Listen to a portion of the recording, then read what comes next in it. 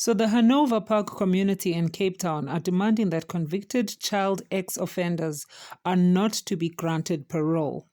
So this is after a 58-year-old man asked a 9-year-old girl who was on her way to mosque to rather go and get him some milk at the store. She was then reported as missing after she didn't return back home. The community then started a search party, which resulted in them finding this young girl, the 9-year-old girl, inside the home of the parolee.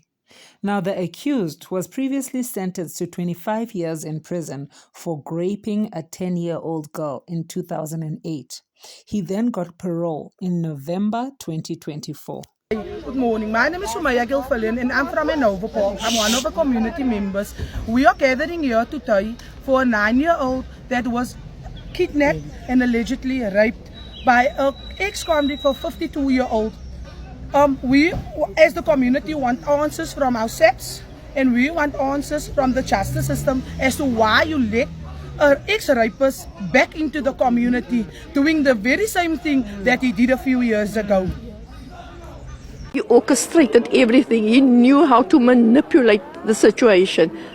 It is, and she is like a loving child, will obey our eldest man. If you ask her nicely because you are older than her, she will obey and she'll do something for you. How sick can he be to lure into his home and do this hideous crime to her? He's taken away her youth because she's going to be scarred for life. Correctional service, please. Something needs to happen because you can't put out every time a parole to come out here and do the same deed. Please, our justice system, the people that is making the law, please, our child commissioner, please. Our kids also have rights. So I need you to put it there in the rights of the child there. That this, when there is a perpetrator of a minor, he needs to stay inside. There is communication between SAPS and Correctional Service. They do give us the list of the people that are going to be released. But however, you do not know when the person is going to commit crime. We have got FCS as well as kidnapping team because we are looking at other issues. So we do not want to undermine the extent of this crime. So if he was working with other people, we all want to investigate that. So this matter has been postponed for next week Friday for bail information. So this little girl obeyed an order and a request from her elderly, only to later be violated and abused by that same elderly. It's such a shame. Now moving along to the very horrific story about Jayden Lee Meek. I gave you a narrative of this story a bit earlier on in the week and just thought I should now give you an update. But for those who haven't heard about this story yet, let me give you a brief background. So Jaden Lee is an 11-year-old colored boy who resides at a building called Swazi Place in Vleerhof in Johannesburg, just close to Florida, which is where his school transport dropped him off on Tuesday the 13th of May. So the child was dropped off by his transport but didn't arrive to his unit where he stayed. The child was then reported missing by his mom after not returning back home. Let's take a listen to this brief update from the SAPS. Yes, we can confirm that the child that was reported missing yesterday, he was found in the early hours of this morning, around about 25 past 6. And he was taken to hospital where he was certified dead on arrival. The information that we got is that the child went to school. He's an 11-year-old boy. He went to school and the same day, yesterday, in the afternoon, around about 3:30, he was dropped off by the scholar transport driver as usual. And the mother was inside. Obviously, the mother was expecting the child to come inside the flat. So, but later, after an hour or so, she realized that no, the child is not coming to the flat because she's working from home apparently. Then she started to panic to find out where is the child. Then she alerted the neighbors. They started searching for the child around. They notified their community leaders, but they only went to the police station later in the afternoon. They said it's early in the early evening. They said it was around about 22:07 when they went to the police station, and our members responded.